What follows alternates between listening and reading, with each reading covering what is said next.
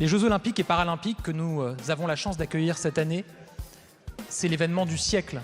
L'événement du siècle, c'est vrai, du siècle. Attends, 2024, c'était 1924. Qu'est-ce qu'il y aurait pu y avoir de plus important depuis un siècle?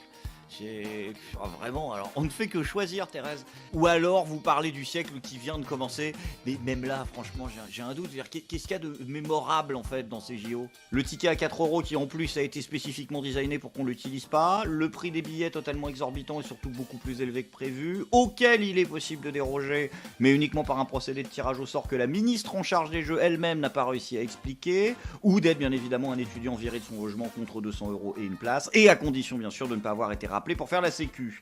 Les bénévoles doivent prendre en charge leurs frais d'hébergement, les sportifs dorment sur des lits en carton et en fil de pêche, mais ils sont quand même mieux lotis que les clodos qui eux ont été virés en douce dans des bus, anonymisés la nuit et jetés sous des ponts comme des balles propres. Pour le coup, des dépenses pharaoniques, y compris pour une piscine olympique elle aussi 3 fois plus chère que prévu et finalement pas aux normes de quelques centimètres, des dépenses stratosphériques dans le salaire des dirigeants du comité de direction, une tentative d'être le premier gouvernement depuis le maréchal Pétain à déplacer les bouquinistes parisiens. Bien évidemment, n'oublions pas aussi la CGT des éboueurs qui ont déposé un préavis de grève pendant les Jeux, la gastronomie française limitée à des seules recettes végétariennes sur le site des Jeux, des caméras intelligentes installées absolument partout et qui seront maintenues après les JO alors qu'au départ on nous avait juré que non. Le tout couplé à des QR codes pour pouvoir circuler, le tout couplé à une liste arbitraire de 200 000 personnes qui seront interdites d'accéder à leur propre logement, alors que certaines entreprises clés dans l'organisation des JO sont encore à un niveau de protection de données informatiques d'une médiathèque de quartier.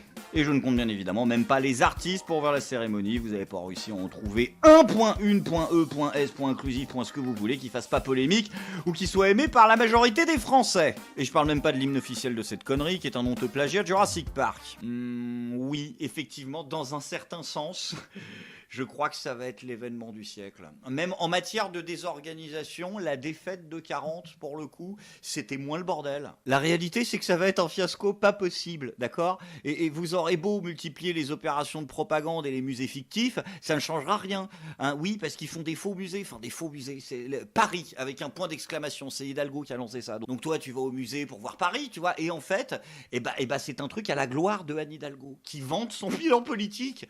C'est pas une plaisanterie. Anne, c'est trop tard. Vous pouvez pas embarquer les touristes dans des faux musées pour leur faire de la propagande. C'est fini. Le monde entier a vu ce qu'était Paris et le peu de gens qui l'ont pas vu vont le voir. Hein, je pense que vraiment, il va falloir miser sur une com beaucoup plus honnête.